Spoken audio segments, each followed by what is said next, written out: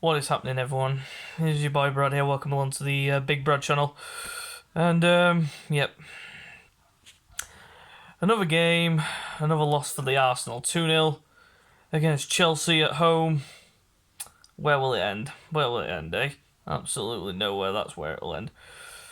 Thoughts on the game?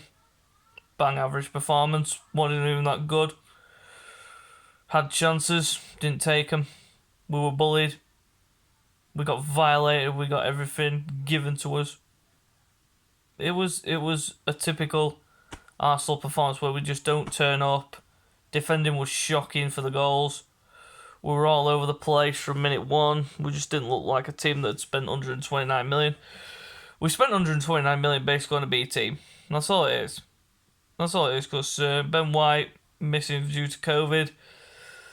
Albert Sambala-Conga, he was the only shining light I can say from that game. Nuno Tavares obviously will get his chances here and there, but he's basically just a backup for Tierney. But now obviously Tierney's picked up an injury again, so where will it end? Where will it end, eh? So I've got a player ratings to do. I don't know if I can be bothered. But it is what it is. We lost again. West Brom during the week in the Carabao Cup. Wednesday night, 8 o'clock. I'll be doing my prediction and preview and predicted lineup for that one tomorrow. So look out for that one. And I'll be doing my reaction and player ratings the day after. So just keep your lookout for that as well.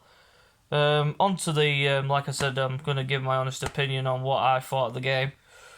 And we were just absolutely shite from minute one. Right up until the end. We didn't look like we were going to trouble them. A few moments we had where we got shots away, but it just wasn't good enough. We're lacking creativity. We're lacking a cutting edge up front.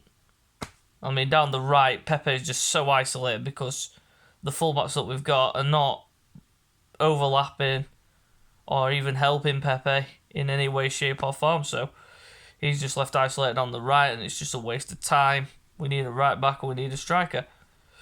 And I think we need a new central midfielder before the end of the window, but I don't think we're going to get that either. I mean, we've signed Martin Odegaard and Aaron Ramsdale recently, so we don't know what we're going to get now. Supposedly we're looking to selling players before we can buy them, so... But the game itself, I mean, I don't know. I was there live watching it with my own two eyes. And every time the ball kept going down the wings, there was trouble. Every time. Lukaku just bullied Murray. But here's what it is. And I've got to give player ratings now. I'm starting a goal, Bernd Leno. I mean, can't really fault him for the goals. Couldn't do anything about James's goal especially. But for me, he had a pretty average game. Made that save from Lukaku. That was an astonishing save that he made from Lukaku's header, which he tipped onto the bar. So I'm going to give Leno a standard 5 for his performance. Going to the right back position, Cedric. Just not good enough. End product, terrible. But what was the point of swinging balls into the box when we clearly haven't got any height in the box or anything like that? So he gets a 4 for his performance. Going to the centre-back position, starting off with Rob Holding. He was just a waste of space. Why did we keep him over Saliba? That's Mikel Arteta. I'm going to give Rob Holding a 4 as well. Pablo Murray. He gets a 3. All over the place. Couldn't handle Lukaku.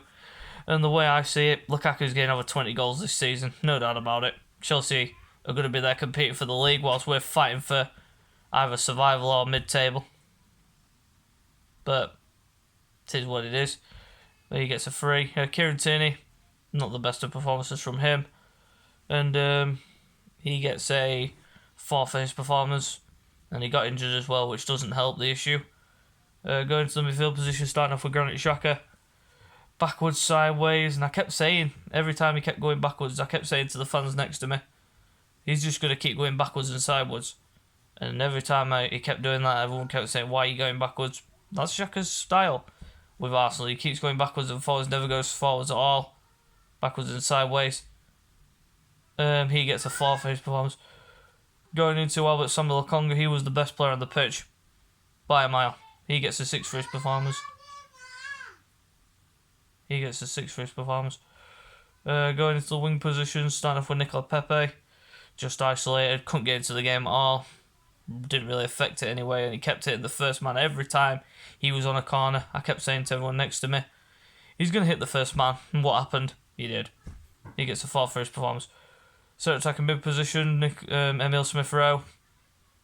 Just quiet. Not in the game at all. Had a few good runs. Other than that, nothing. So he gets a 4 as well. Gabriel Martinelli came off injured with cramp. Hopefully that's not serious as well. But again, couldn't get into the game. Hardly had an impact.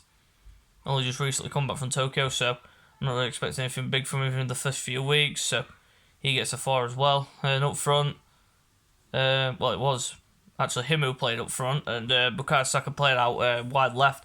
I found it disgusting that the Chelsea fans were booing him after they were clapping them taking the knee, but they were booing Saka.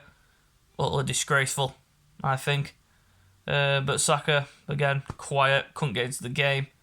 Chelsea just isolated him, and Reece James had him in his back pocket all match. So he gets a standard 4 as well. Going to the subs, starting off with Pierre-Emerick Aubameyang. Didn't really make an impact, so standard 5. Same with Nuno Tavares, standard 5. And the other substitution, Flo Balogun, didn't have time to make an impact, 4, 5 even. Mikel Arteta's rating, I'm going to give him a 3. Utterly shambolic, didn't change it.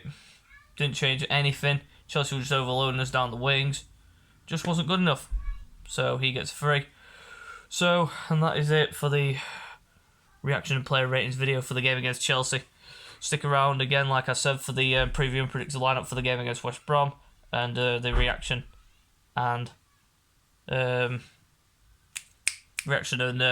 player ratings for that game. So hopefully we bounce back, but where we've been playing, anything's possible. West Brom could knock us out, and I reckon if that happens, then I reckon Mikel should just walk. But everyone's saying it's only 3 games, only 2 games. You clearly haven't been watching Mikel Arteta, have you? So guys, until next time, we'll see you later.